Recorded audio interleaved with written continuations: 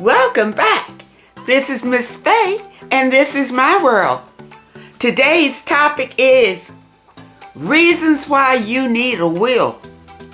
Reasons why you absolutely need a will. Before we get started, I want to say welcome. Welcome to the channel. Welcome to all of the new viewers, all of the new subscribers, and welcome to you who have been with me from the beginning. I really appreciate you. Now, those of you who are new to the channel, I will answer your relationship questions. So at the end of the video, I'll show you a link where you can send in your questions, and I will either answer them privately through the email, or I will share them online with the collective, and it can be your decision. Now, those of you who are interested in these caps, they are available in my online store, and you'll find a link in the description.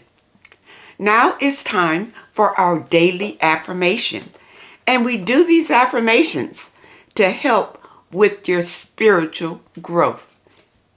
And here it is.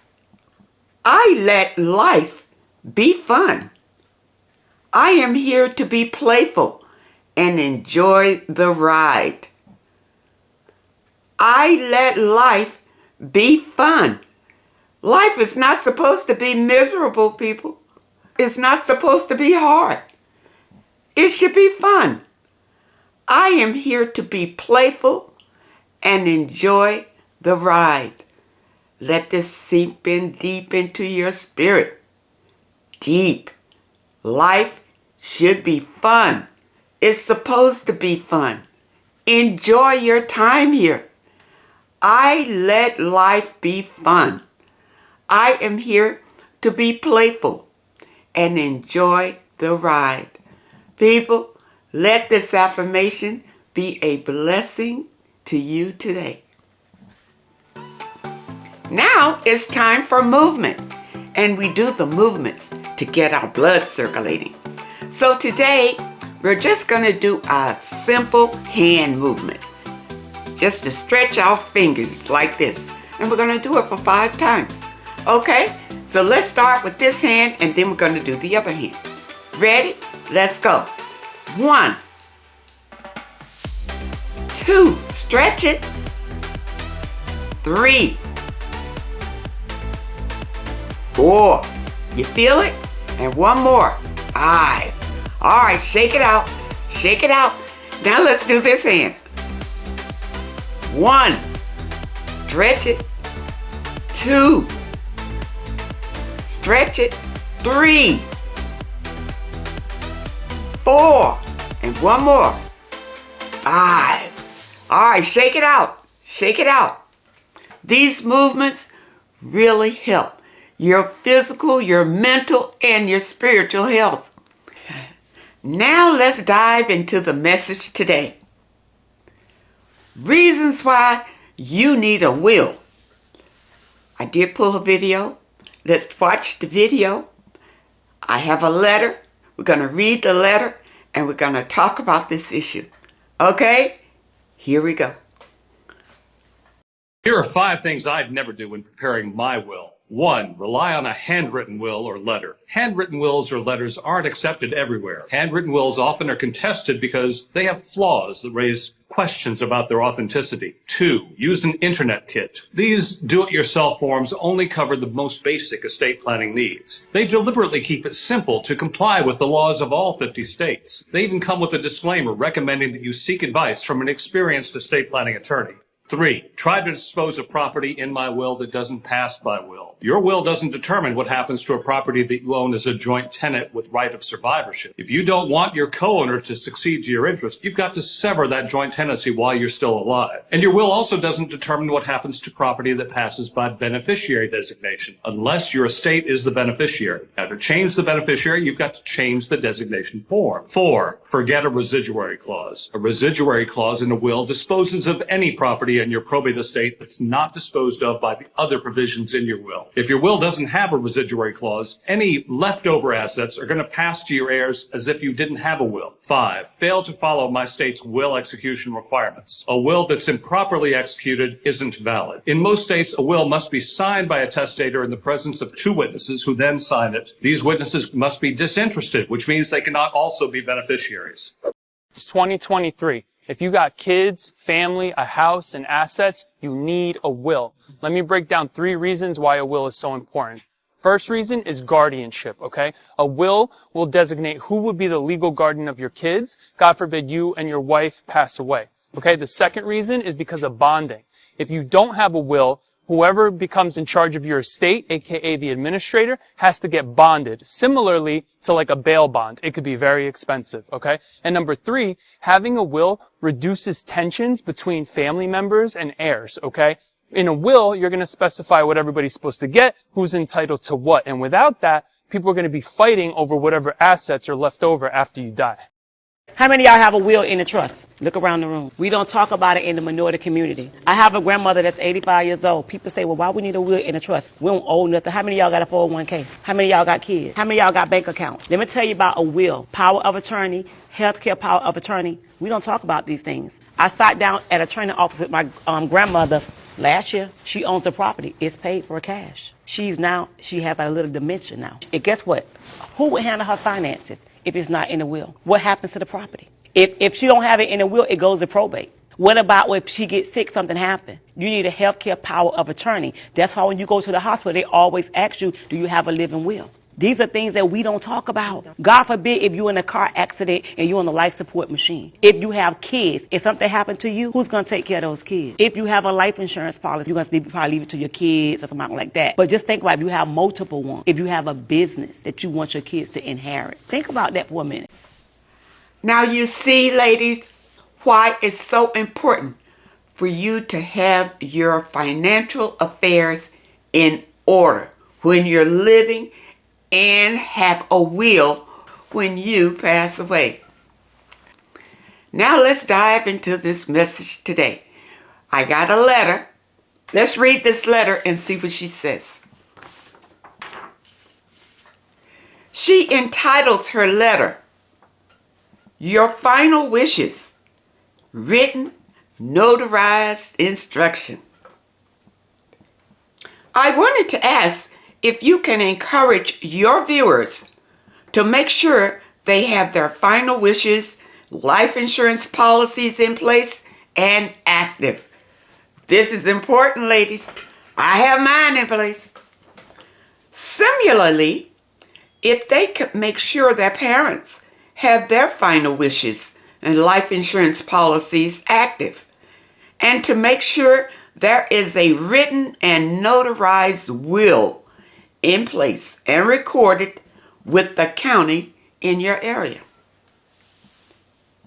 It's so sad and tragic that people don't have their final business in order. And some people treat GoFundMe as their life and burial insurance. Well, I understand that it looks that way, but honestly, everybody can't afford insurance. You know, insurance is like something extra. You know, you don't think about it in your day-to-day. You feel like you put it off. And then when you get an older age, maybe the insurance is too much, or you're not going to get that much, or, you know, a whole lot of stipulations. Other than people who just cannot afford it. All right. So the GoFundMe, I think, is a good thing.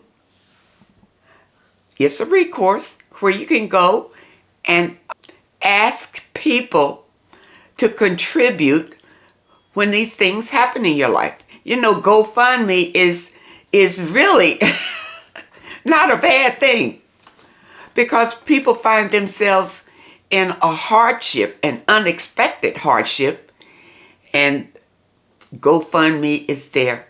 And other people, if they can empathize and sympathize with your situation, they will donate to the cause. I think it's a good thing. I don't see anything wrong with it. And I wouldn't put a person down because they felt like that was their only recourse. Yesterday, I had the unfortunate experience of helping a senior friend put her 93-year-old mother's estate wishes together. The siblings were bickering, fighting, cursing each other out, and I just interrupted them and asked if the mother had a will in place in the event of her death. And sure enough, there was no will or written instructions. Well, that's what opened the family up to bickering about where every little thing was going to go when people don't have a will. It is an important thing to have your will in place. Upon my spiritual awakening, Spirit led me to go get my will in place, and I did. And I would encourage each and every one of you to do that. Don't be afraid to go do it, because it really doesn't cost that much to get your will done. You know, mine was under $500, well under $500. So it doesn't cost that much to get your will done.